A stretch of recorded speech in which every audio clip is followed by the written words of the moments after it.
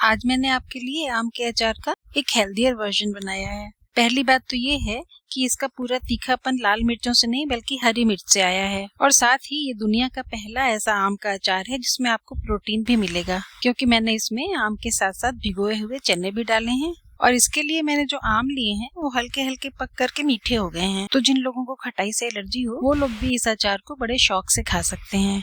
और हरी मिर्च तो आप जानते ही हैं सुपर फूड होता है।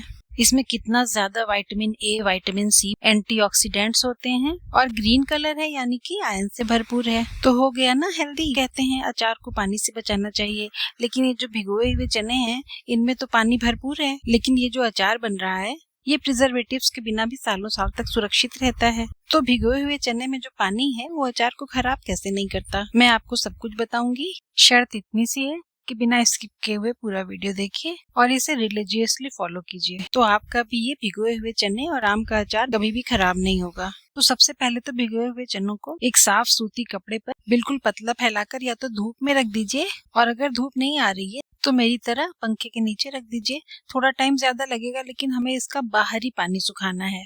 तो चनों का ऊपरी पानी सूखने दीजिए, तब तक चलिए हम आम काट कर तैयार कर लेते हैं। तो देखिए ये आम कच्चे तो हैं लेकिन हल्के हल्के पकने शुरू हो गए हैं, सॉफ्ट भी हैं, और अभी कट जाए तो देखिएगा कि ये अंदर से थोड़े थोड़े पीले भी हो गए हैं। तो चने वाले अचार के लिए इस तरह के आम बिल्कुल परफेक्ट होते हैं। इसका भी रीजन मैं अभी आपको बताती हूँ। बस वीडियो अच्छा लग रहा हो तो हाथ रोककर जरा लाइक कर दीजिए, और इसी तरह अगर टिप्स एंड ट्रिक्स के साथ अगर आप यूनिक रेसिपीज ढूंढते हैं तो मेरे चैनल को सब्सक्राइब भी कर लीजिए, क्या ही बुरा है। तो देखिए इस अचार के लिए हमें आम का छिलका भी नहीं छीलना है, लेकिन इसमें हम गुठली को यूज नहीं करेंगे। तो जितना गहरा हो सके उतना गहरा गूदे के साथ पहले आप आम की लंबी लंबी फांकें काट लीजिए और फिर इसको बीच से दो कर दीजिए। तो जब ये फांकें थोड़ी सी गल जाएंगी ना बाद में, तो छोटी हो जाएंगी। तो बस इसी साइज में सारे आम काट लीजिए। अब आप देखिए ये कच्चे आम किस लेवल तक पक चुके हैं, लेकिन अच्छा है इनका टेस्ट खटमिठा हो गया है ना, तो इससे अचार में एक बड़ा यूनिक सा खट्टा मीठा सा टेस्ट आएगा। और ये जो गुठलियां बची हैं इन्हें हमें अचार में एज सच तो नहीं यूज करना है, लेकिन अभी आगे चलकर हमें इनका भी कुछ काम लेना है। अब ये जो हमने पंखे की हवा के नीचे चने रखे थे सूखने के लिए, उसे भी चेक कर लेते हैं। मैंने आपसे कहा था कि हमें सिर्फ इसका बाहरी पानी सुखाना है, यानी जो पानी ये चने सोख कर चुके हैं वो तो नहीं जाएगा, लेकिन इनके ऊपर अभी पानी के गीलेपन की एक चमक सी दिखाई दे रही है। तो इन्हें अभी थोड़ी देर और पंखे की हवा में रहने दीजिए।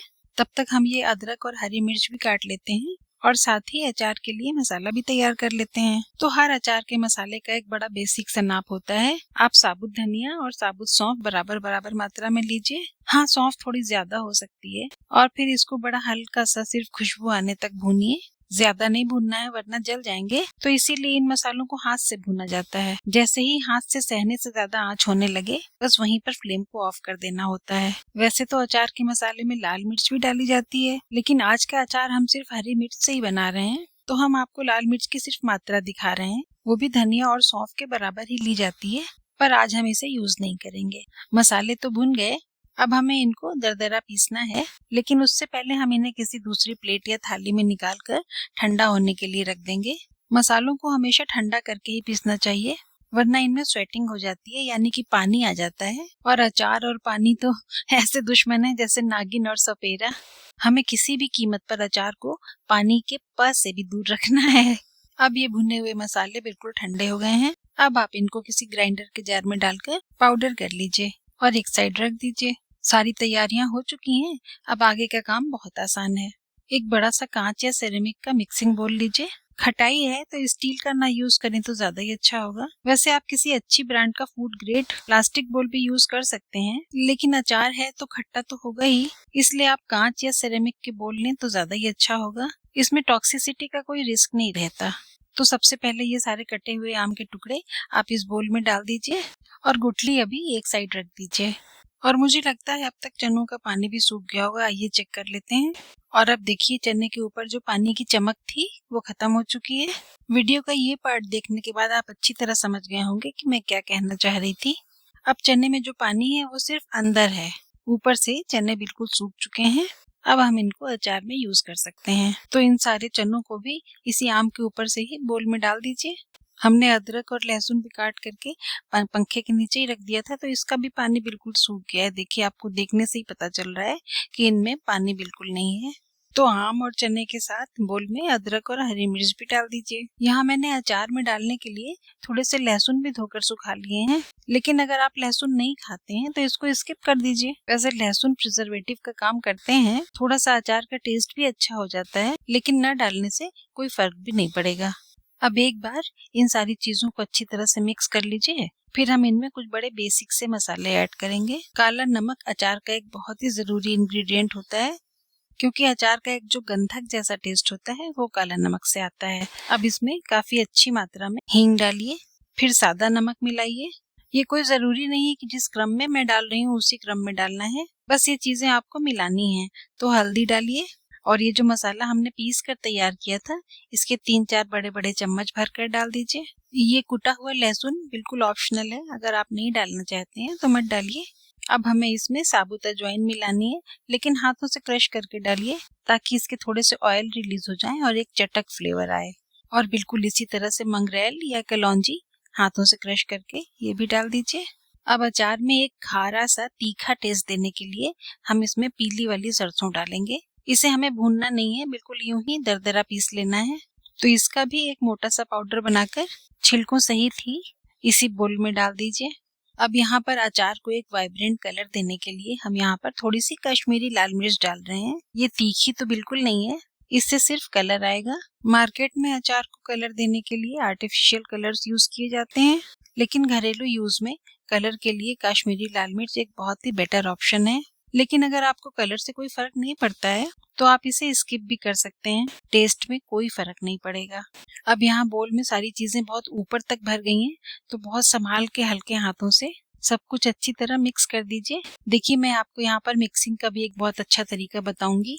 कोई भी चीज बाहर नहीं गिरेगी और सब कुछ बहुत अच्छी तरह मिक्स हो जाएगा। इसके लिए आप इस स्पैचुला को साइड से डालते हुए बिल्कुल बीच तक ले जाइए और वहीं के वहीं बिना उठाए हुए एक बार लेफ्ट और एक बार राइट घुमा दीजिए, और फिर धीरे से स्पैचुला को खींच कर निकाल लीजिए। बोल को घुमाते घुमाते यही प्रोसेस 3-4 बार करिए और आप देखेंगे कि सारा कंटेंट बहुत अच्छी तरह से मिक्स भी हो गया है और बाहर भी कुछ भी नहीं गिरा है। मिक्सिंग की ये टेक्निक अगर नई हो और आपको अच्छी लगी हो तो मुझे कमेंट करके जरूर से बता दीजिएगा, मुझे भी अच्छा लगेगा। तो मैंने आपसे जो कहा था कि इन गुठलियों को भी हमें यूज करना है, उसे चाकू से खुरच खुरच के इसी बोल वाले कंटेंट में मिला लीजिए। आम थोड़े पक गए हैं ना, तो गूदे के साथ साथ थोड़ा थोड़ा रस भी गिरेगा, लेकिन टेंशन की कोई बात नहीं है। ये रस इस अचार को अच्छे से बाइंड कर देगा, डेंसिटी भी देगा, और इससे इस अचार में एक बड़ा अच्छा सा ग्लेज आएगा। तो आम के आम गुठलियों के दाम भी हो गए। एक बार फिर से अचार को वही सेम लेफ्ट राइट टेक्निक से मिक्स करिए, और अब हम इसमें सारे अचारों का लाइफ सपोर्ट सिस्टम जो होता है वो ऐड करेंगे, यानी कि सिरका। ये सिंथेटिक नहीं बल्कि जामुन का काला वाला सिरका है। आप जब भी कोई अचार बनाएं, अगर आपने उसमें परफेक्ट मात्रा में सिरका मिलाया हुआ है तो फिर कोई उसका बाल भी बांका नहीं कर सकता, क्योंकि एक तो सिरके में अल्कोहल होता है। अल्कोहल डिहाइड्रेटिंग एजेंट होता है, यानी कि ये पानी को, नमी को सोख लेता है, और साथ ही साथ जर्मिसाइड भी होता है। इसलिए आपका अचार सड़ने से और खराब होने से बच जाता है। अब आप देखिए, अचार में नमक, हल्दी और सिरके की वजह से अच्छा खासा गीलापन है। ये इसका खुद का नेचुरल पानी है। इस अचार को खाने के लिए तैयार होने के लिए अभी हमें इसको 3-4 दिन तक धूप में रखना पड़ेगा, या अगर धूप नहीं भी आती है तो कच्चा रूम टेम्परेचर का कड़वा तेल डालकर इसे ऐसे ही साफ सूखी जगह पर 3-4 दिन के लिए छोड़ना पड़ेगा। तो इसके जो नेचुरल जूसेस निकलेंगे उनसे ये अचार अपने आप धीरे धीरे पक जाएगा।